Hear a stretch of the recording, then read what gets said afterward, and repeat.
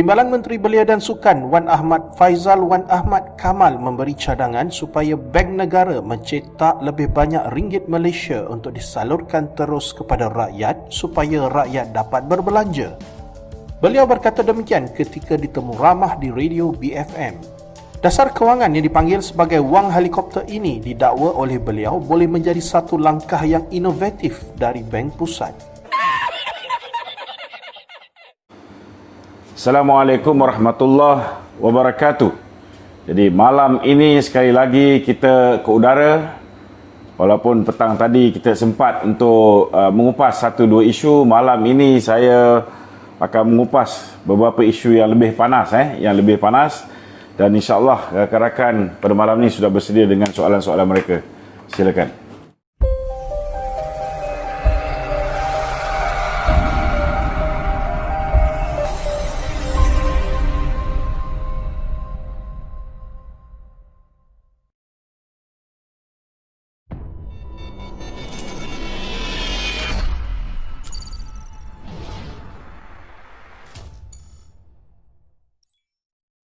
Jangan lupa subscribe ha. Ingat ha, subscribe ha. Assalamualaikum Datuk. Waalaikumsalam warahmatullahi.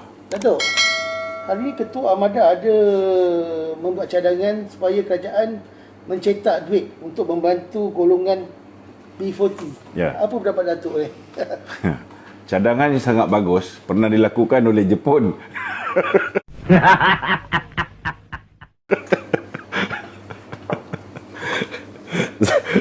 Zaman mereka memerintah Melaya ketika itu dengan mencetak begitu banyak duit-duit daun pisang. Ingat lagi ya? Okey, pertama sekali saya nak beritahu, dalam parti PPBM ni masing-masing ada peranan masing-masing, kan? Ada yang peranan dia buat kerja jaga ekonomi, ada yang peranan dia menyusup masuk ke kemah-kemah musuh macam Hamzah Zainuddin, dan ada juga yang peranan dia untuk jadi badut sarkas supaya perhatian dilarikan daripada serangan ke atas Muhyiddin Yassin berpindah kepada diri beliau. Maknanya dia jadi punching bag, dia jadi sandbag kepada Muhyiddin Yassin. Seperti mana yang tuan-tuan sedia maklum bahawa hari ini seperti mana yang tuan-tuan sedia maklum, hari ini kita tengok perangai Wan Ahmad Faisal ni tak ubah macam badut sarkas, yang tujuan dia, tuan-tuan, dikala bos dia ni teruk kena kecam netizen. Kalau kita tengok apabila beliau mengeluarkan kenyataan media, apabila beliau live, segala soalan-soalan yang ditujukan kepada beliau termasuklah cercaan, makian dan sebagainya. Jadi untuk mengelakkan benda ini berterusan, perlu ada strategi divert attention. Dan orang yang paling malang diberikan tugas untuk divert attention ini ialah Wan Ahmad Faisal. Itu sebab sebelum ni kita tengok kenyataan bodoh yang pertama yang dikeluarkan. Dia menyatakan supaya kerajaan perlu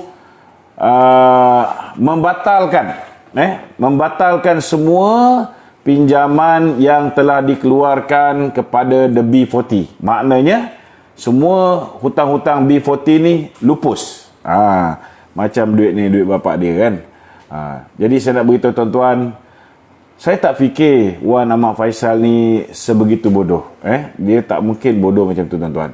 Tapi sebenarnya sengaja untuk mengalihkan perhatian rakyat daripada mengecam ataupun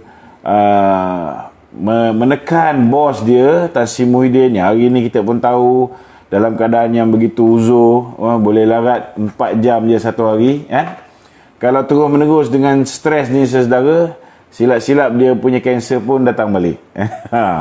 Itu sebabnya maka Wan Ahmad Faisal ditugaskan mengeluarkan kenyataan-kenyataan yang kita tak akan menyangka seorang yang ada pelajaran, seorang ada jawatan timbalan menteri, seorang yang berkedudukan sebagai ketua pemuda armada mengeluarkan kenyataan begini. Hari ini sama juga. Nak cita uang ni Ahmad Faisal, kita bukan boleh suka-suka cita. Ini bukan zaman Ibrahim. Ada kemungkinan besar ni yang memberi cadangan ni tokoh apa ni, nak kata semburit dah tak boleh dah sekarang ni. Ada nasihat-nasihat supaya jangan sebut perkataan semburit ni. Kita panggil kekasih Haziq yang telah menasihatkan. Kerana dulu bos dia pun buat benda yang sama, mencipta-cipta duit ni. Saya nak beritahu, duit ni tuan-tuan, kalau nak cipta, dia mesti based on gold deposit. Kalau kita ada simpan gold, kita boleh cetak dengan nilai muka gold itu. Kalau contohnya kita simpan gold dengan nilai muka katalah 1 bilion, kita boleh cetak 1 bilion. Kita jangan jadi macam Amerika tuan-tuan. Amerika pernah melanggar benda ni. Maknanya mereka pernah mencetak walaupun mereka tidak ada gold deposit untuk back up percetakan tersebut. Tapi kalau Malaysia sesedara buat perangai macam mana yang diunjurkan oleh Ahmad Faisal ni, maka tuan-tuan, nilai duit tuan-tuan, kalau hari ni nilai dia RM50, kalau dicetak dengan kuantiti yang sama, nilai tu dah jadi RM25 saja tuan-tuan. Sebab apa? Sebab wujudnya duit-duit yang double printing ni. Kita boleh anggap ni sebagai double printing lah. Dia tidak ada deposit emas yang diletakkan, tetapi dia cetak saja duit, tanpa kita meletakkan amount deposit emas ni. Ini satu benda yang memang tidak baik untuk ekonomi negara. Inilah ulasan saya pasal punching bag Muhyiddin Yassin ni. Kesian dia. Betul. Okey, ya. Soalan seterusnya, kenapa batu sapi hari ini diisytiharkan darurat? Tak, seperti mana yang kita sedia maklum bahawa batu sapi ni satu pilihan raya yang tak berguna. Tak perlu nak adakan. Kerana ianya sudah terlalu hampir dengan pilihan raya. Pilihan raya patut dah berlaku. Tetapi disebabkan bulan 3 itu hari, kita baru memasuki krisis ataupun pandemik COVID-19, maka pada ketika itu baginda tuanku mengambil keputusan tidak mahu buat pilihan raya, dan dia menitahkan supaya ketua-ketua parti ni berbincang sesama sendiri bagi membentuk satu pakatan melantik seorang Perdana Menteri. Itulah puncanya Tan Sri Muhyiddin diangkat menjadi Perdana Menteri. Kalau ketika itu diberi peluang untuk diadakan pilihan raya, kemungkinan besar wabak COVID itu lebih cepat menular, dan yang kedua, kemungkinan besar tuan-tuan, sudah pastilah Tan Sri Muhyiddin pun belum tentu akan menjadi wakil rakyat di Parlimen Paguh. Ini satu benda yang semua orang kena faham. Jadi itu sebabnya Barisan Nasional mengambil keputusan tak payahlah letak calon di Batu Sapi, dan Pakatan Harapan pun bersetuju untuk mengelakkan daripada berlakunya pilihan raya Batu Sapi. Maka mereka mengambil keputusan tak mahu meletakkan calon, kerana meletakkan calon itu akan menyebabkan berlakunya pertandingan pilihan raya.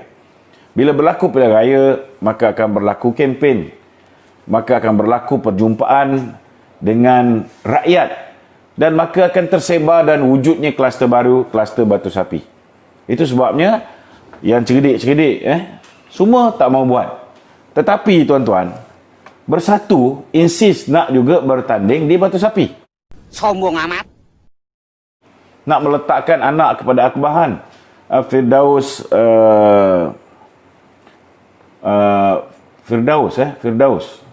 Khan untuk ketua bahagian PPBM Batu Sapi untuk menjadi calon di sana. Jadi kalau benda tu berlaku, maka berlakulah pilihan raya. Berlakulah pilihan raya, maka wujudlah kluster baru nanti. Sedangkan dalam keadaan sekarang, keadaan di Sabah sangat tenang. Jadi tindakan ataupun keputusan yang dibuat oleh baginda tuanku untuk memproklamasi darurat hanya di Batu Sapi, bagi saya sangat tepat. Sangat tepat. Kalau dia nak buat satu Malaysia pun, hakikat dia, kalaulah darurat itu hanya sekadar deklarasi, maka rentetan kepada apa yang berlaku ketika berlakunya ancaman komunis, ketika berlakunya apa yang dipanggil sebagai konfrontasi Indonesia dengan penurunan tentera-tentera, anggota tentera, roadblock sana, roadblock sini. Kalau di Batu Sapi, bila diadakan deklarasi darurat, semuanya cantik, maka selepas ni bolehlah kita isytihar darurat di Malaysia. Dengan syarat satu je, pastikan Perdana Menteri interim yang akan berkuasa ketika darurat itu bukan mereka yang sudah kehilangan majoriti di Parlimen. Muhyiddin tak layak untuk menjadi Perdana Menteri, walaupun sekarang ni dia merancang ke arah itu. Kalau kita tengok dari segi apa yang berlaku hari ni, kalau kita tengok dari segi apa yang berlaku hari ni, dia dah buat di Batu Sapi, berjaya. Tapi perasan tak, di Kuala Lumpur ni, di Kuala Lumpur, Selangor yang berdekat-dekat dengan Parlimen, kan? Makin lama makin banyak jumlah. Makin lama makin banyak jumlah, kan? Agak-agak ni kan, sampai 25, 26 ni kan, tarik-tarik nak membuang undi kali pertama untuk peringkat dasar bajet 2021 ni, agak-agak berlaku tak pengundian ni? Silap-silap tak berlaku. Mereka juga boleh isytiharkan hanya untuk Kuala Lumpur.